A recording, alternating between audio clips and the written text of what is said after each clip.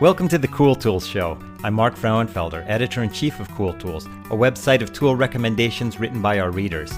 You can find us at cool-tools.org. I'm joined by my co-host, Kevin Kelly, founder of Cool Tools. Hey, Kevin.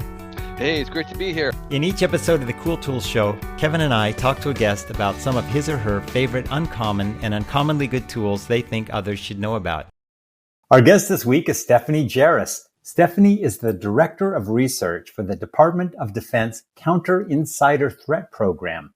And in 2018, she created the Threat Lab, which is a program dedicated to integrating the social and behavioral sciences into insider threat programs. It's fascinating stuff. And we have worked together at Institute for the Future. And I just was really excited to have you on Cool Tools. And so here you are. How's it going, Stephanie? It's going well. Thank you so much for reaching out and for inviting me. I am convinced that these are my 15 minutes of fame. Well, not necessarily. We're just so delighted that you can join us, and we're excited to hear what you want to share with us. And the first one we're going to talk about is a pair of pajamas, which is fortunate because my wife was just talking about wanting to get some for some upcoming travel.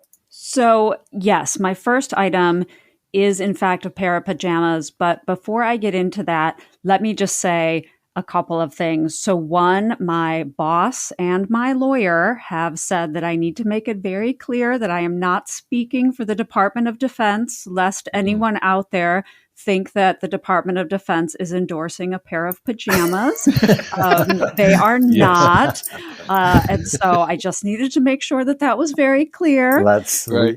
Duly noted. Duly noted. The likelihood of this ending up on the front page of the Washington Post, I would think is quite low, but perhaps my boss you never know. My boss and my lawyer may know something I don't. And the second thing is, when you invited me to do this, I of course knew you, Mark, but I don't know you, Kevin. We've never met, and I wasn't familiar with your podcast. And so I committed myself to picking and locking in my choices before I listened to previous episodes.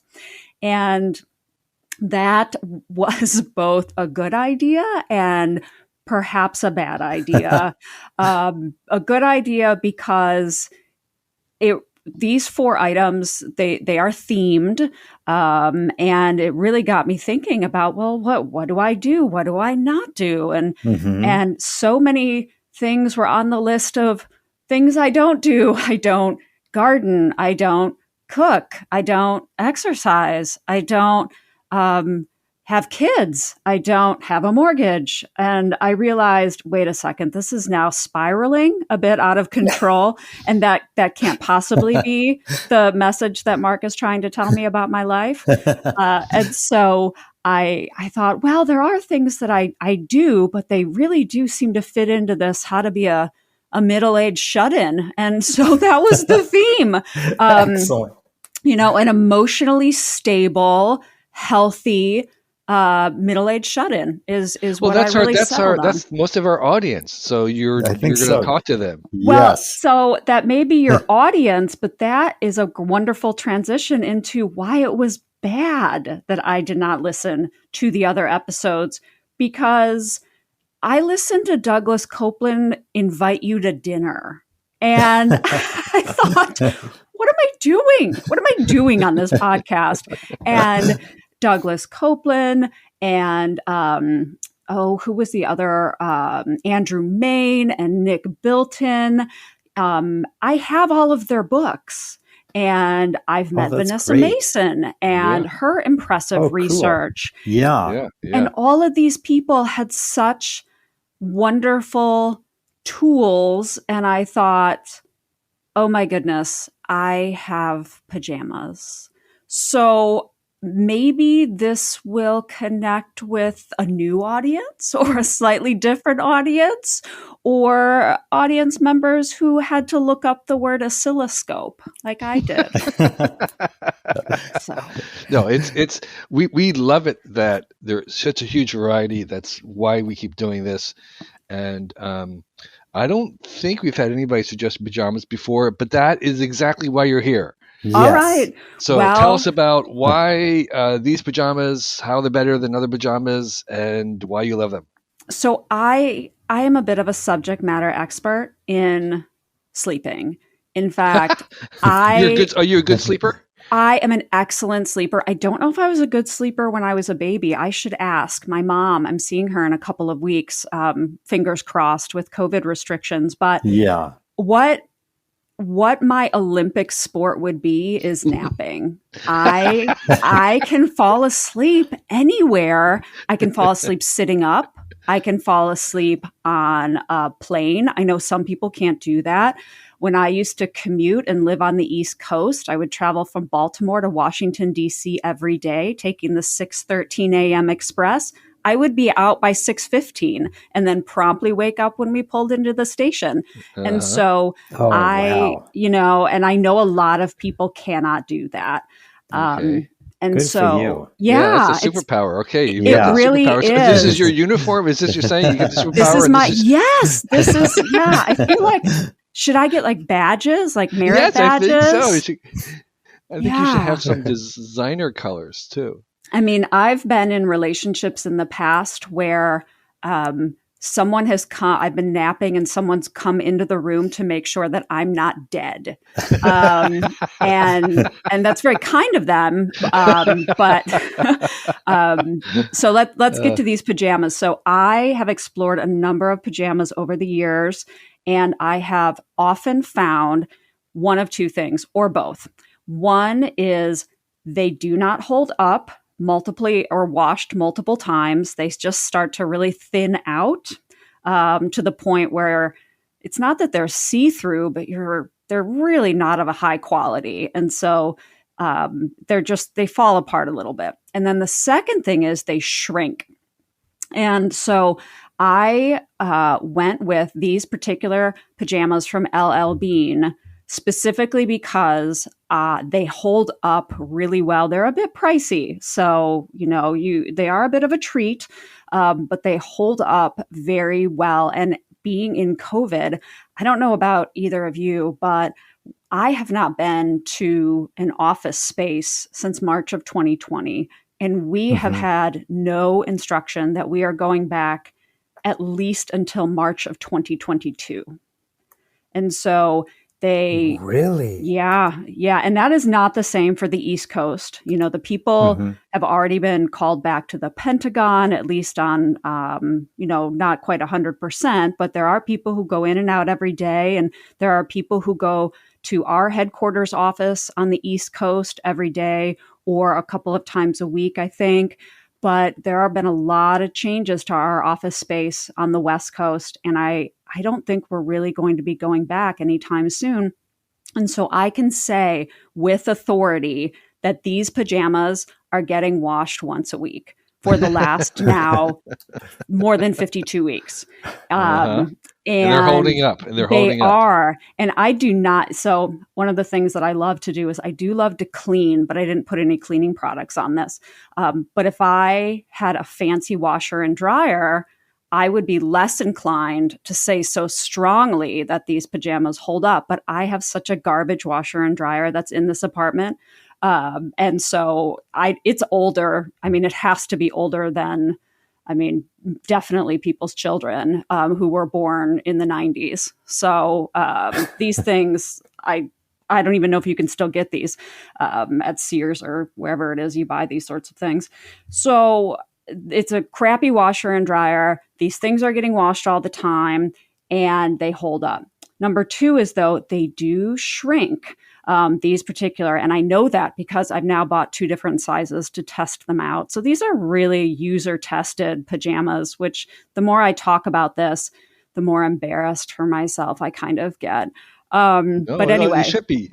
And as a matter of fact, I have the LL Bean plaid nightgowns. Do you really? Yes, and that's what I wear every night. And I have the flannel, the plaid flannel, LL Bean's plaid flannel, flannel nightgowns, and I can attest for everything you said. That is absolutely. See, we connect in such strange ways. I know. I love and I it. also have the superpower of sleep. Ah, I am a robot. I have a little switch I turn on and I'm out. And then at the right time, I automatically wake up and I'm on. oh, I And don't that's have it. that one. That one I Okay. don't have. Getting out of bed takes an act of Congress every day. hmm No, I'm just like a light bulb, off and on. Wow. Maybe this because of these pajamas. It could be. It It could could be, be. right. So Yeah. they do shrink, and they kind of shrunk in weird places. They shrunk in the arms and they shrunk across in the shoulders. So definitely Okay. go up a size. All right. I found that has worked really well. I don't know if that's the case with the nightgown as well, but I've got the two kind of shirt and pants version. Right. Well, that's wonderful. Okay, so that's LL Bean plaid pajamas. Yes.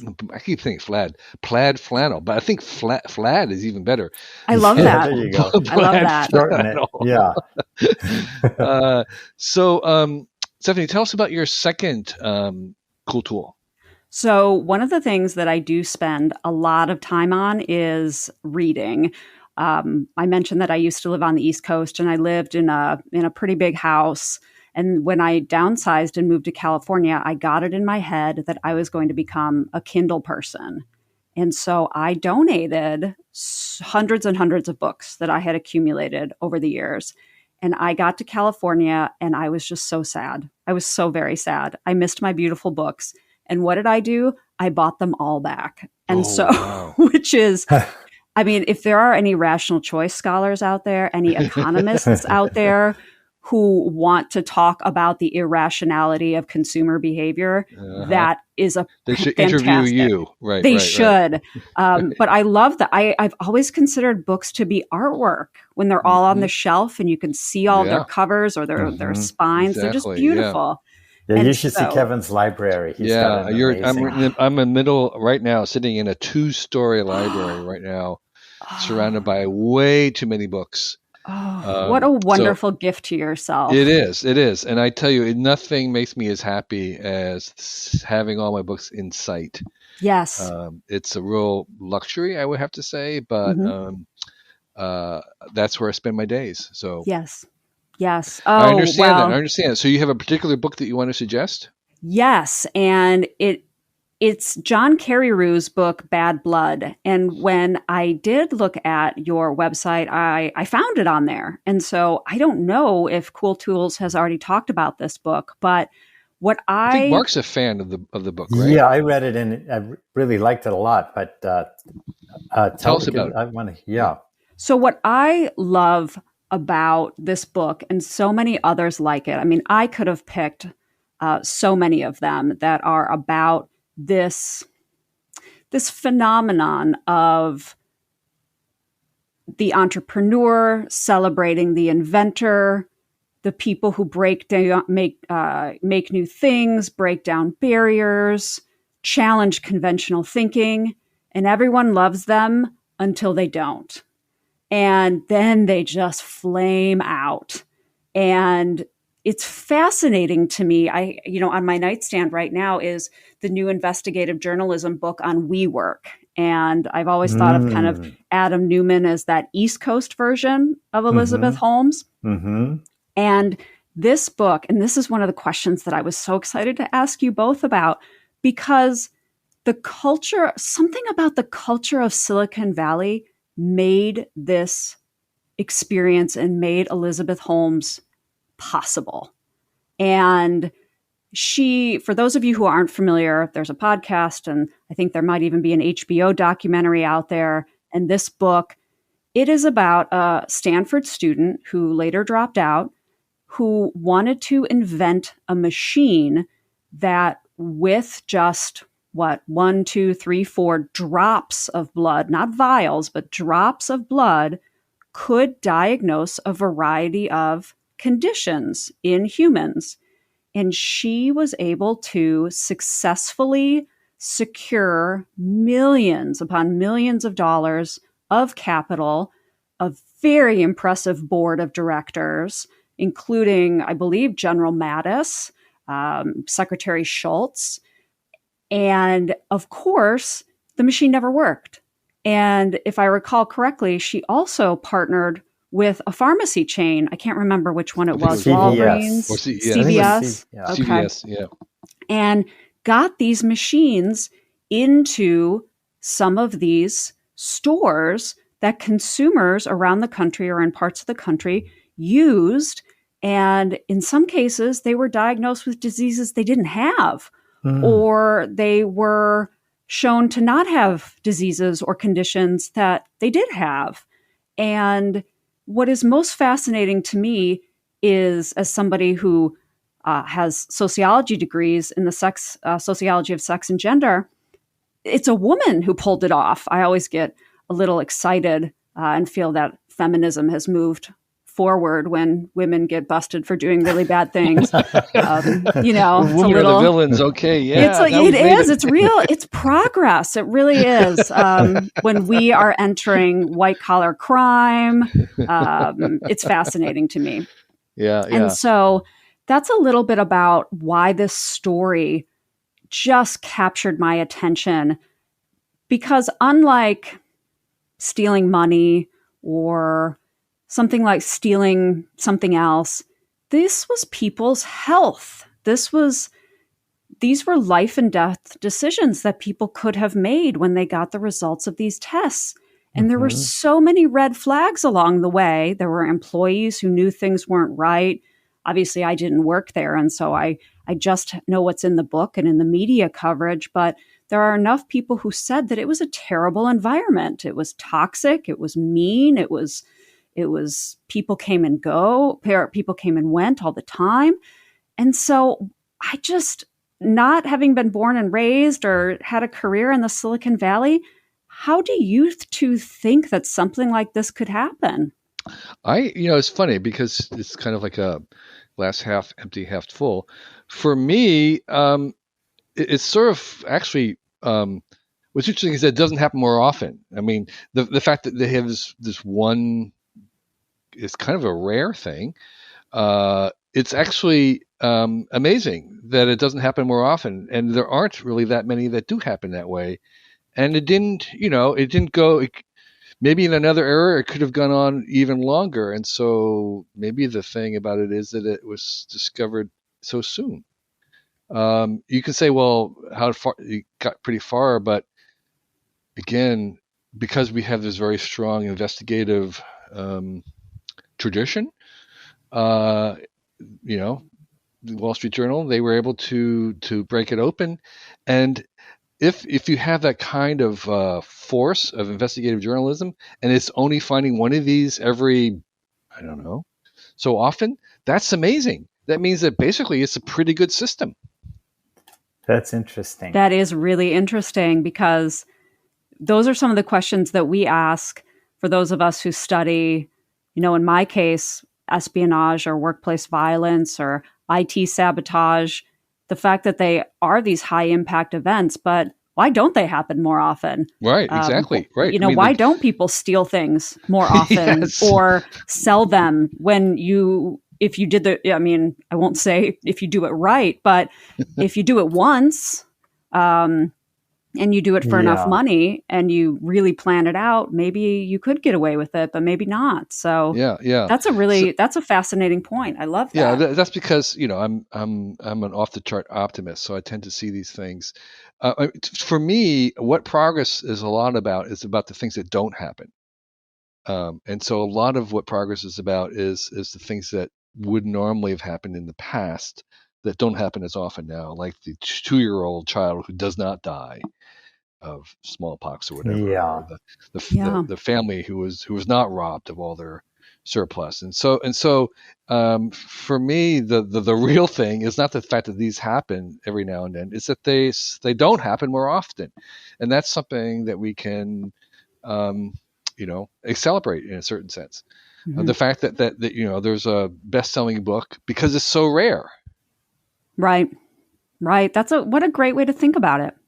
One of the things that stood out to me is how it's mainly Elizabeth Holmes is taking the fall for something that I think the real power players, David Boas, that lawyer, Mm-hmm. Schultz, all these like very powerful men.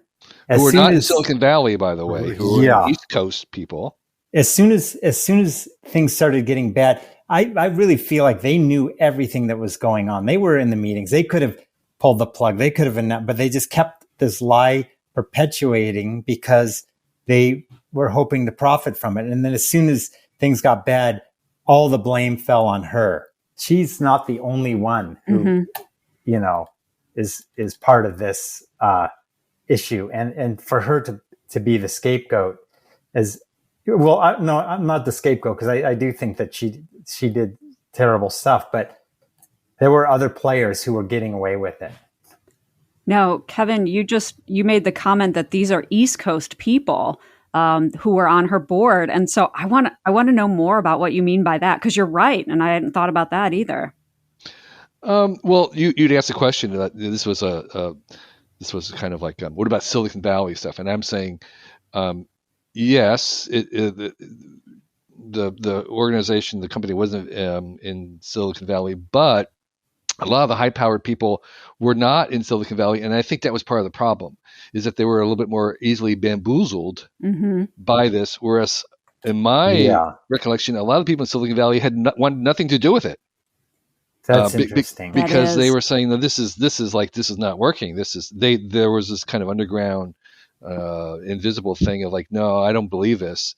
And they were hands off, and it was sort of like the East Coast people who were kind of buying into this idea. Oh, I can now be part of the Silicon Valley, and they were drinking the Kool-Aid. So that's really interesting. That is, those lessons learned, and the the Silicon Valley. There was a couple other ones that did come, like the Juiceroo one. Juicero. Juicero, yes. There's a couple other things. When there was like they were overbuilding something that was just way beyond, and they just didn't have any clue about what actually people were doing, and they got a high evaluation. There was less of what's the word I want? Fraud, and it was more of incompetence there. But I'm sure we'll have another fraud case come up. That's kind of inevitable. But I think, in general, at least in Silicon Valley, whereas people do buy into the hype, there's also a pretty good hype detector sense, and plenty of people who are have BS filters in to kind of raise the alarm. So. I think in general that Silicon Valley is still in a pretty healthy state, and that this bad blood with the Theranos is not really a significant sign, other than the fact, hey, this system does work. Well, there certainly are, just off the top of my head, far more regular contributions to my library that come out of the banking sector. I'm really thinking about this. Yeah.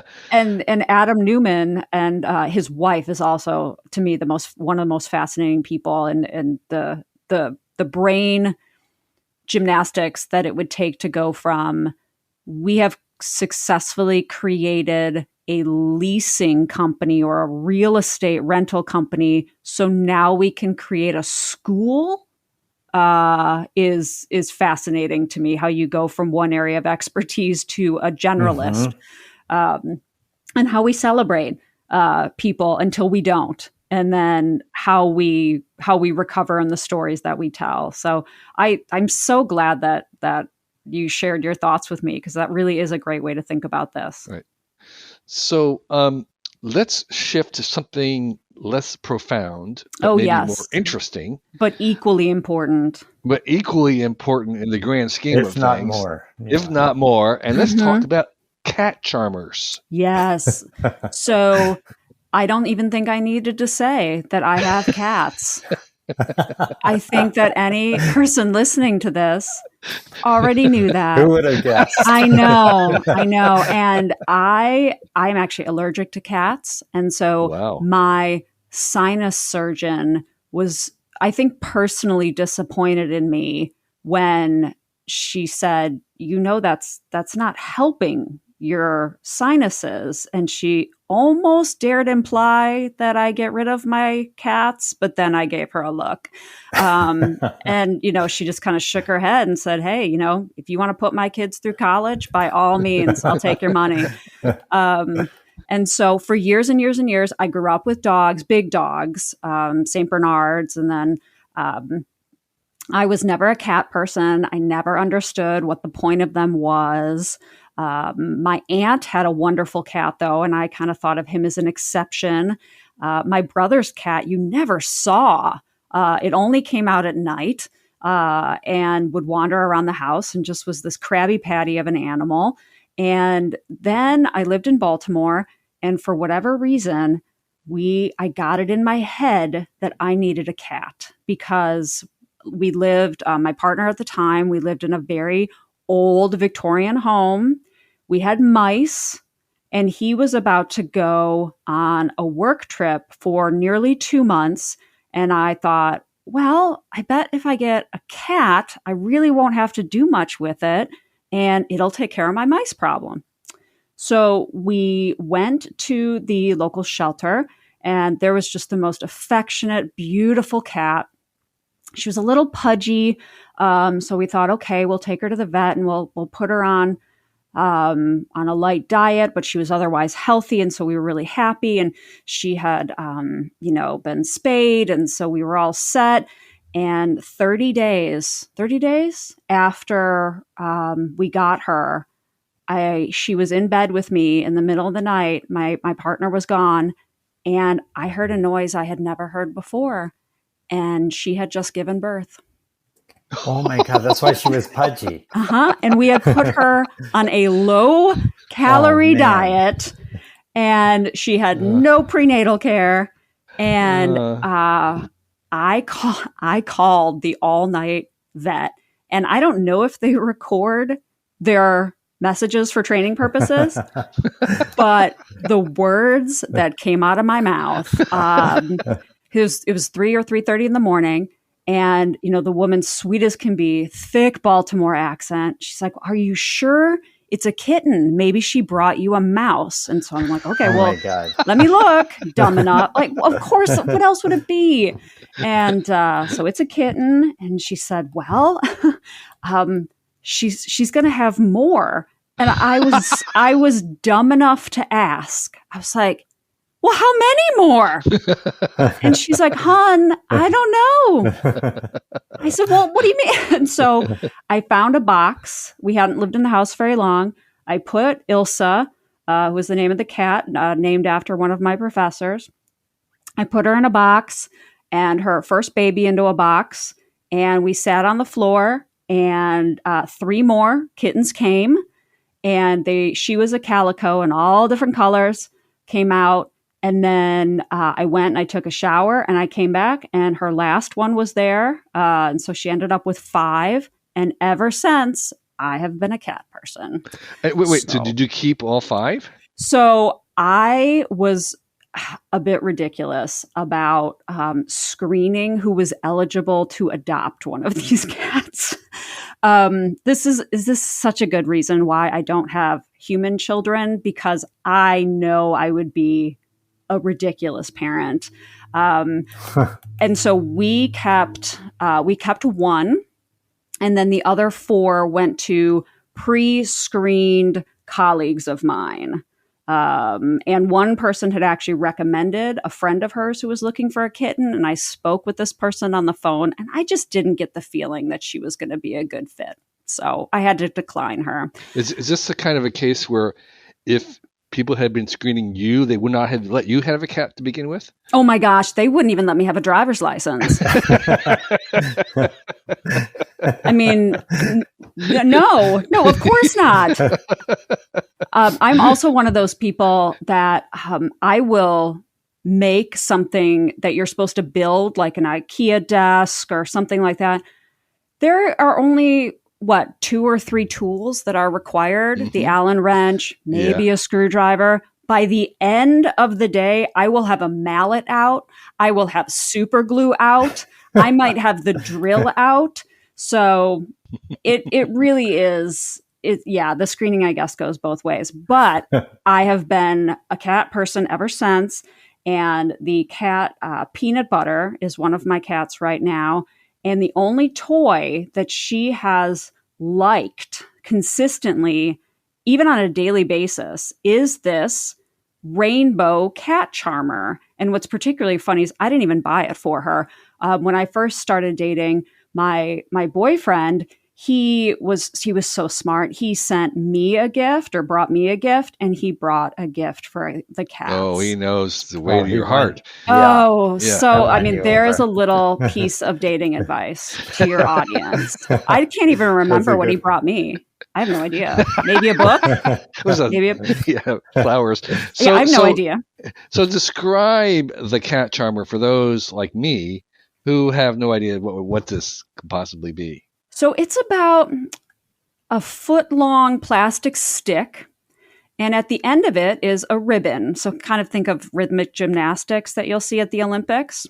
And instead of the ribbon on the end, it is a rainbow-covered fleece, not so much of a string, but more of a sock, kind of a narrow sock. Mm-hmm. And I've had a couple of these little stick toys, and I've had some break when you're playing and the cat pulls too hard, and the thing pops off. The string just detaches from the plastic handle. I've had one that was elastic that was really fun, so the cat could pull on it, but then it inevitably snapped and somebody got an elastic band to the face. And so that was never good. So this one is not stretchy. You won't get that service out of it. But for whatever reason, every single night, this cat wand, I guess, it lives in the kitchen. I put it on the counter. Every night when I get into bed and I turn off the light, Peanut Butter goes into the kitchen, pulls it off the counter, and drags it into the bedroom and asks me to turn the light back on and play with her. Oh, wow. Every night. Smart cat. Every night. So does it appeal just to that one cat, or is this general universal cat appeal? So I don't think so. I do have a second cat. Her name is Chief Justice, and she lives under the bed. She really likes it, but I feel like there's some sort of a relationship negotiation that has gone on between Peanut Butter and CJ that Peanut Butter would prefer not to have her toys played with by CJ. So CJ will watch it with really big eyes. And occasionally I'll dangle it in front of her and she'll jump at it. And she kind of understands what she's supposed to do with it. She's a very, very pretty cat, but I don't know that she's so bright. So after a while, she just gets confused and runs back under the bed. And then Peanut Butter could reestablish her dominance. We're not a pet family, but I do have in the drawer for visiting pets, a red laser. Oh, that's smart. And I'm wondering, how does the cat charmer compare to a red laser in terms of entertainment value? So you will not be surprised to know that I have also evaluated a variety of lasers. And the one that I settled on is a hands-free device. So you can just turn it on, and for 15 minutes, it has a red laser that goes on the floor. Yeah. And for whatever reason, Peanut Butter, she cares about that for maybe 30 seconds, and then she's done. But this goofy, what is it, $7, $8, something like that, this goofy fleece rainbow wand, every night she loves. She jumps, she grabs it, she eats it. I don't know why. I don't know if it has a certain smell. It doesn't even have catnip inside of it. Some toys will have catnip inside. This one doesn't. So I don't know what goes on in that little brain of hers, but she loves it. And that's a good one. We had 3 cats and one passed away, but we still have 2, and they're both very playful. So this sounds like a good thing to try. Yeah. Okay, well, this is so anyway, as you said, it's about $7, and it'll last forever, and you'll never regret a purchase of it if you have a cat. What's a fourth tool for you? So this one again is There was no other guest that you had who mentioned something as idiotic as this. Well, actually, there was. Really? Yes. Jane Metcalf talked a lot about a skincare products, moisturizer, vitamin. I don't know what it was, but it was something that she was very enthusiastic about. So this is an official category for Cool Tools. Wonderful. Yeah. Oh, thank you. Thank you for lifting me up. Thank you. So this is my moisturizer with SPF 50. And I remember reading an article once that said anything above maybe a 30 is just marketing. It's a lie. I mean, I've heard that too. Yeah. I mean, I own SPF 100 and I know it's meaningless. But anyway, this is my Dermalogica Skin Recovery SPF 50 anti-aging moisturizer.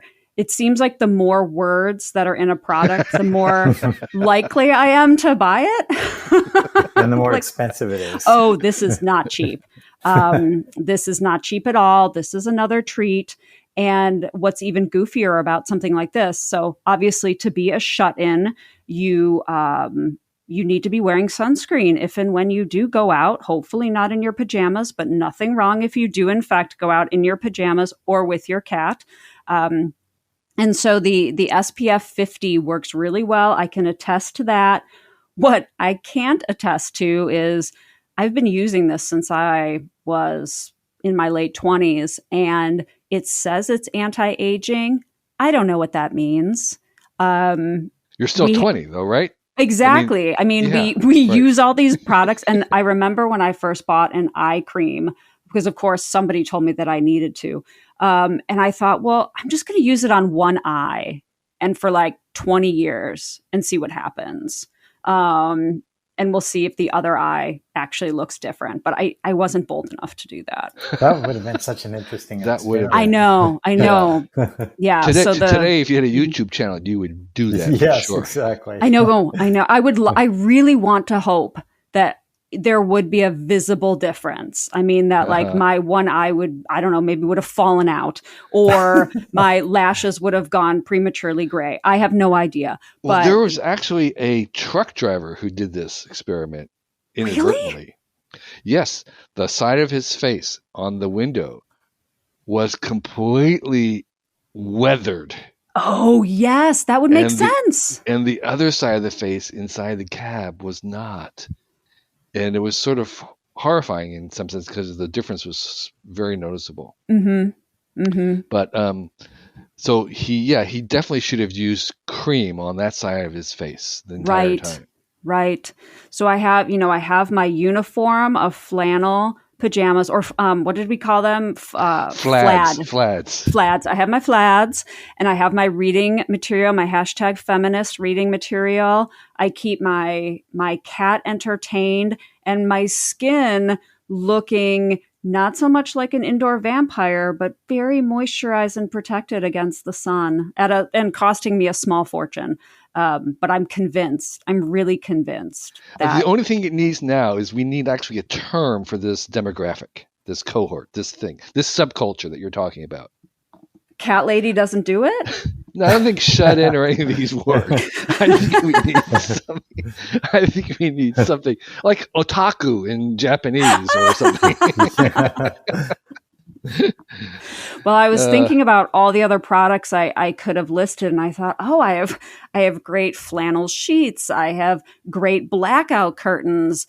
I have this wonderful, other book, or I'm listening to podcasts all the time. So I do think, there is a market for all of these pieces, and I imagine that COVID has made them even more popular. And when I was listening to Vanessa Mason's podcast, and she talked about, bullet journaling and people who have explored new hobbies in COVID. And I think she talked about people who are working hard to self-improve. I thought, oh, that's not me. Like, I know that there's people out there, but I didn't buy a Peloton. I didn't do that. So did either of you learn a new hobby or do new things during COVID? I try to learn something new every year. So I've learned Procreate, this this app for the iPad to draw. So I'm trying to draw, learning to paint or draw. The thing that it allows me to do is to pick colors, because I was really bad in kind of mixing colors, but I can pick colors really nicely. So that's what I've been doing. That's I don't know amazing. about Mark. Mark, what have you been? Yeah, I have picked up doing art more, and Your doodles. Yeah, doodling quite a bit more. And I've also been experimenting with the Arduino more and trying to make music synthesizers with the Arduino, which is kind of pushing it to its limits. But that's been kind of a fun hobby on the side for me. See, and then I just list all of the things that I didn't try. Somebody has to do that. I mean, Yeah, I guess exactly. you both need audiences, right? Yes, you Yeah. do. Yeah. So I can listen to your tones, and I can look at your. You can see my little scribbles. Yes. Yes. So that's So we form an ecosystem in that way. I love it. So I will think of myself more as the audience. Yes. For all of the new gifts that people want to share with the world. And I think there are ways to be a better audience than others. Some people are better audiences than others, and so that's what you can become good at. Stephanie, could you talk about your upcoming Counter Insider Threat Social and Behavioral Science Summit, which is open to the public, I believe. It is, which is so cool. Yeah, I mean, you do such interesting work, and you're too humble. Where do we go to join that as an audience? So now that I would like the entire audience to forget all of the silliness and take me seriously as a security professional. So one of the big things that the Threat Lab works on, as I said, is integrating this concept of social and behavioral science into insider threats research, because it is a human problem. Could you just explain insider threat, because that's a term that I don't think is so self-evident? Right, yeah. So in the government, most people think of it as people who steal classified material, whether they hoard it or whether they misuse their access to go on and give it away to our adversaries. So spies, right? But it has grown, this concept of insider threat and the misuse of privilege and access, of course, is a cybersecurity term, but it also has been expanded to those who perpetrate violence against an organization or the people in it. And there are multiple types of workplace violence, but the one we're most interested in is employee-on-employee violence and trying to prevent those events. And we cannot. I'm sorry to interrupt you, but I just want to be sure. So you're saying insider threat would include employee-on-employee violence. That's one example of insider threat. It is. Yep. Okay. So someone but insider threat would be broader than just that. It would also mean like an employee who's spying for their own gain inside a company, or what would be the general range of insider threat, just in one minute. So we could think of people who steal intellectual property to start their own business. Okay. That would be a good example. People who depart an organization and then use the information that's in their head, sometimes classified, sometimes not, and they use it to sell, hey, here's how you build a missile. Here's how you build an airplane. Here's how you build a microchip, or here's how you do that particular chemistry in order to produce this product that you can then go on and sell. And then insider threat is a general term for things like that occur both within a company as well within a government, or is it just mostly about a kind of a national government thing? The phrase insider threat, I think, originated in an executive order, so in the government, that the Obama administration issued. And it was actually after the Chelsea Manning leak to WikiLeaks. And so it was very focused on information. It was very focused on people who have a national security clearance. You think about people with top secret or secret clearances, but we've really expanded it to include anybody who may misuse their authorized access. Even if it's in a corporation, not just in a right. And the priorities, I think, may be different in a corporation, especially when it comes to spear phishing. We hear a lot of concerns about unintentional insider threats. And we also have that middle category of people who violate security protocols. They do it intentionally, but they do it because the security protocols get in the way of doing business. Yeah, right. Okay, I get that. I could fall into that one, I think. We all do. Imagine if we've ever had somebody who says, I want X, Y, and Z, and I want it done now. Well, the proper way takes 10 minutes, but the short way. Your passport has to be 25 characters up and down, and you know that you can get away with 8 or whatever. Exactly. Yes. Yeah. It just makes life easier. And that's why we're trying to, talk to usability experts and talk to psychologists and talk to all sorts of people who actually make these tools and services more likely for people to comply with. But so those are the types of crimes that we're trying to prevent, or any type of concerning behavior that may lead to that. And we have realized over the last couple of years that, again, we're not going to prevent these types of cases if we simply wait around to detect them. So if we know that human behavior takes place in an individual and organizational context, right? We've all got our reasons for why we do what we do, even if we don't necessarily articulate them. But they happen inside of a corporate or an office structure. There's an environment. Of all the things that you could choose to do, you chose to attack your supervisor. Why did you do that? And we're making the argument that the environment of leadership, of human resources, of performance, of the interactions that you have every day with people, they actually affect the overall culture and environment that may affect or facilitate your decision to go on to do these insider threat activities.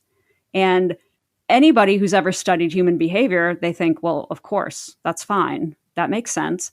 But if you haven't, that seems way out there for somebody who maybe has built their career on doing background investigations or polygraph examinations. Right. So you're having this, I guess you call it a conference or a summit, and you say it's open to the public.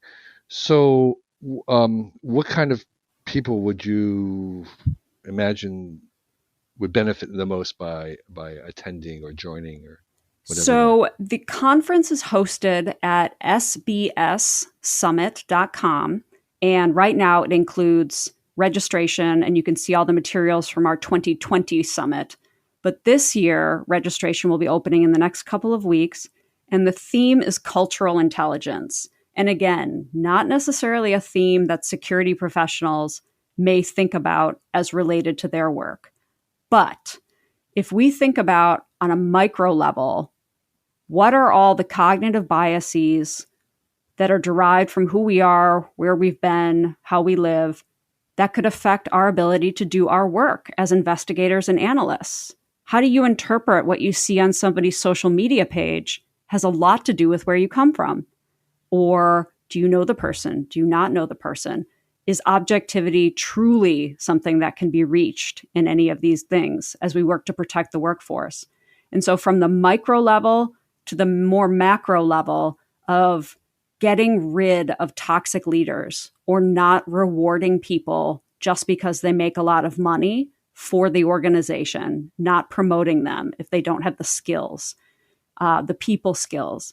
And so during the month of September, starting on September 1st, we'll open our summit, and every week we will launch webcasts, so pre-recorded talks with researchers who are presenting their own research around this topic of cultural intelligence and improving security. And we start at the micro level, we go through the organizational level, and we have, unlike last year, we're going to be having live keynote speakers every week, which is really exciting. And we're going to be featuring as well a student poster session so that the future workforce can tell us about the research that they're doing. And so every Monday, when you come back on every Monday, there will be new content there for you to look at. All of our speakers also provide recommended resources, whether it's their own or maybe they want to recommend a book or a cat charmer or a moisturizer, although I haven't seen Right. any of them do that. Right. But on this kind of virtual conference, you'll have opportunity to watch and listen to the presentations. Is there a chance for people to ask questions or interact with the presenters, or is it just basically an audience mode? So it will be on audience mode except for the live keynotes. And the keynotes, so the presentations, the pre-recorded webinars, we usually ask people for about 15, 20 minutes. And then the keynotes will be once a week and they will be an hour long. And there will be interaction with the audience with those. Okay. Yeah. So is there a fee? Is there just is there a website that you can go to? What's the general procedure for people who are interested? So you can check out sbsummitcom. It is free. It is open to everyone. In fact, my sponsors who supported this particular conference and who have provided the resources, we had 1,300 people register last year from around the world. They would love even more, and they would love as many countries as possible represented. And then, who are the sponsors? So in this case, it's the National Insider Threat Task Force. Is that like a U.S. federal thing? Or it is. Yeah, it's a U.S. government national task force that has the responsibility of overseeing all these insider threat programs that we have to create. And is this open to anybody of any nationality? It is. Okay. It is. And what we also wanted to do was once it closes at the end of September, we keep the content up. So if, for example, you're a professor and you wanted to talk about, cognitive biases, you could log in and you could show your students that video from the former, branch chief of security for the FBI or the FBI's chief psychologist. And it's open. People can use it. And you just have to register. And so we do ask for a name and an email address, but we don't require any additional information. And it's all been put through security. And so there's nothing classified. And we hope that people will use the library of resources after it closes every September. Well, that's fantastic. It sounds amazing. Yeah, we'll have links to that. And thank you. You can see the 2020 site that's on right now. Yeah, and we'll try to get this up as soon as we can so that there's enough time to register. Yeah. So, Stephanie, this has been fantastic. I love what you're doing professionally. That's really great work. I have so many questions, but this would have to be another podcast sometime. But thank you for sharing your for serving our shut-in cohort. And yes, and with these, these are great. These are really very useful for anybody, and we appreciate your sharing it with us. Well, I have so much enjoyed the conversation, and Mark, we had a chance to meet on a project talking about the threat horizons and things we should be paying attention to when it comes to protecting our workforce. And so we are always looking for new people to talk with who have ideas about what's coming next and recommendations for how we can get ahead of it. So I would love to keep talking. Absolutely, Stephanie. Thank you so much. This was so great talking to you and learning about not only the work you're doing, but your tools and stuff too, which are just great. Thank you so much. Hey everybody, it's your co-host Mark, and I wanted to let you know that we have a lot more going on here in Cool Tools than just this podcast. We have our flagship website where we review a new tool every day. That's at cool-tools.org. We also have 4 different newsletters. We have this podcast. We have a YouTube channel where we review tools. And if you like what you hear and see and read, the best way to help us out is by going to our Patreon page at patreon.com/cooltools. and donate at any level you wish. You can even contribute $1 a month, and that would mean a lot to us. The money that you give us will go towards paying for our transcribing costs, editing videos, and editing the podcast. It goes towards paying contributors who write the reviews for us. It goes towards our equipment costs, our hosting costs, and it supports our very small company of 3 people. This week, I wanted to give a shout out to some of our Patreon supporters who have been giving us at least $2 a month. And if you give us $2 a month, we'll give you a shout out online. And this week, I would like to thank Michael Sakochia, Molly Starr, M. Velderman, Opposable Thumbs, Pamela Cooley, Patrick Weyer, Paul Hosey, Randy Fisher, Stuart Burrows Brand, Synaptic Sam, Therese Schwartz, Tom Hawkins, Tom Markham, What Bear, Javier Pangolin, David Lang, Eric Byers, Sean Hartley, Stephen Powell, Greg Lichtscheit, John Hobson, Adam Bristol, Adam Naher, Anonymous, Bill Kempthorne, Bruce I. Niles, Chris Woodruff, C. Kolos, Daryl Flynn, Egg Fleegoff, Eric Hanschrau, Eric Hoover, Godfrey Saldana, Jay Skiles, John M. Larson, Jude Galligan, Kenneth Gilman, and Lucas Frank. Thank you very much for supporting the show, and we will see you next week.